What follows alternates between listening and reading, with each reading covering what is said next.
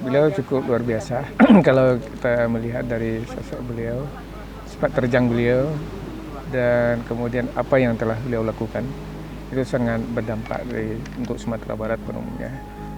Berkhusus untuk daerah Payakumbuh itu yang dikenal dengan Kelok 9, kemudian membangun pondok pesantren di Bukit Tinggi, itu biaya cukup besar juga. Jadi sangat luar biasa lah kalau gitu. Memang kalau untuk pimpinan beliau ini sangat diidamkan lah untuk Sumatera Barat pada hari ini. Mudah-mudahan jadi. Kami berdoa dan berharap jadi gubernur Sumatera Barat untuk 5 tahun ke depan. Dan kami sangat berpesan untuk dapat kiranya Pak Mulyadi dengan betul-betul dengan tulus, keikhlasan dan amanah tentunya akan mengemban tugas gubernur ini.